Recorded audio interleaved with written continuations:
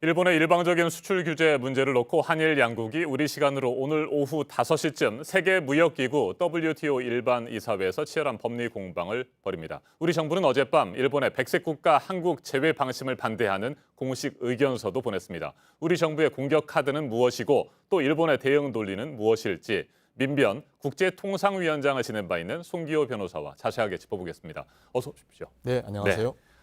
오늘 오후 5시입니다. WTO 일반 이사회에서 한일 양국이 격돌을 벌일 것으로 예상되는데 어떻게 진행이 되는 겁니까, 회의가?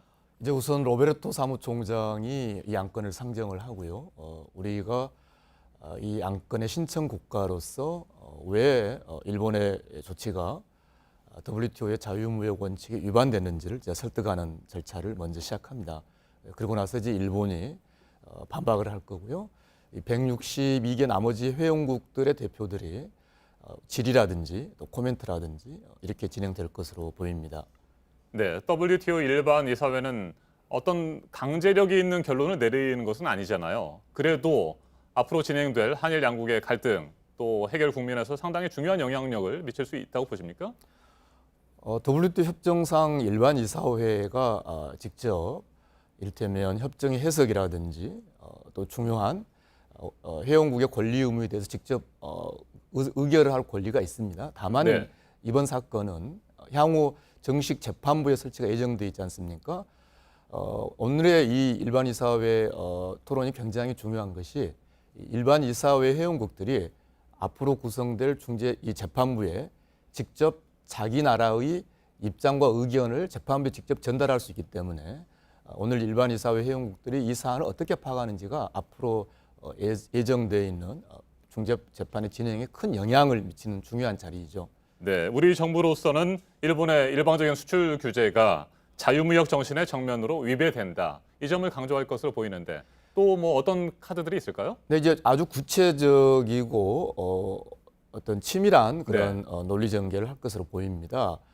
가장 중요한 게 이제 일본의 조치는 크게 두 가지이지 않습니까? 하나는 한국을 목록 규제 이외의 방식으로도 규제하는 캐치홀 규제라고 하는데 그 규제에 이제 집어넣겠다. 그러기 위해서 백색 국가란 목록에서 빼겠다는 것이 첫 번째고, 그리고 이제 반도체 핵심 부품 3개를 1년 기존의 포괄허가 제도에서 이제 개별허가로 바꾼, 이게 이제 크게 일본의 조치가 2개인데 왜냐하면 우리 정부가 오늘 할 이야기는 굉장히 구체적인 이야기를 할 거기 때문에요. 근데 이 백색 국가 제외 조치라는 것이 애초에 이제 일본이 2003년에 한국을 백색 국가로 지정했을 때의 이 일본 정부 문서를 보면 이제 지금 가지고 오신 문서가 바로 2003년에 네, 그 당시에 일본 문서군요. 그렇습니다. 그래서 이것을 이제 구해서 정부에 전달을 해드렸는데요.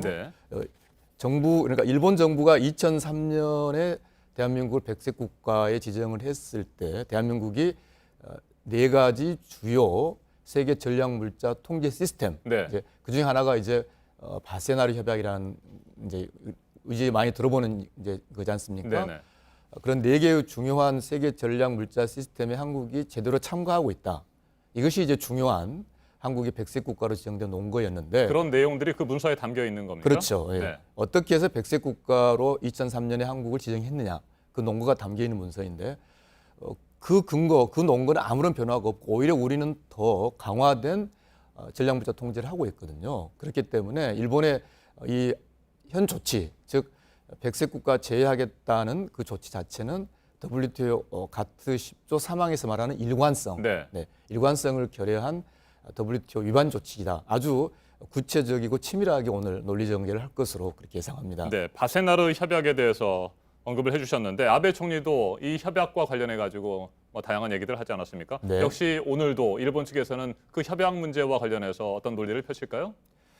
애초에 이 대단히 어떤 극단적인 조치를 일본 안보 물자 통제라는 일본 법령을 이용해서 했기 때문에 역시 세계무역기구에 가서도 이것이 안전보장 수출 규제라는 그런 항변을 할 것으로 예상합니다. 그러나 문제는 무엇 때문에, 즉 어떠한 안보 유해 사유가 발생해서 이 조치를 취하는지, 다시 말해서 그동안 한국의 전략물자 통제 때문에 일본이 어떠한 안보적 위협을 받았는지에 대한 그런 구체적인 설명이 있어야 되는데 오늘 과연 일본이 그런 구체적인 증거, 그런 내용을 제시할 수 있을지가 굉장히 중요한 앞으로 이 사태의 어떤 동력, 이 사태가 어떻게 갈지 좌우할 굉장히 중요한 내용이라고 봅니다. 네, 일본은 백색 국가에서 우리나라를 제외하기로 방침을 정하고 오늘까지 의견 수렴을 하겠다고 한 바가 있습니다. 어젯밤에 우리 정부가 일본 측에 관련 반대한다는 의견을 제출을 네. 했고요.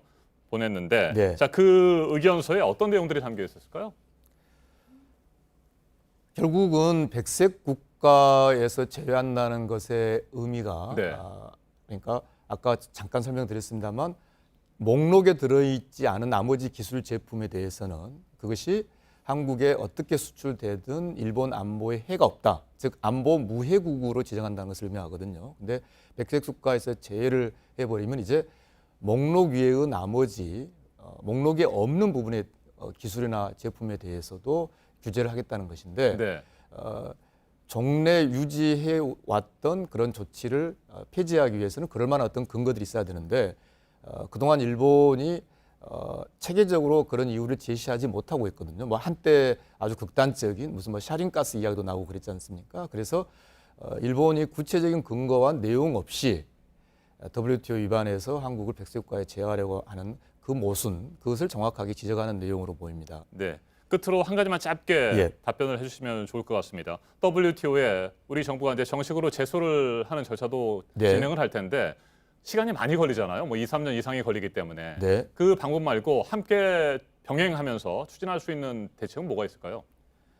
WTO 절차는 반드시 필요한 절차이고요. 그래야 이제 일본의 어떤 뭐라 그럴까요? 일본이 이 조치, 지금 현재 한국에서 취하고 있는 조치가 너무 강도나 정도가 세서 그 피해가 심해지면 또 WTO 패소 가능성 훨씬 높아지기 때문에 네.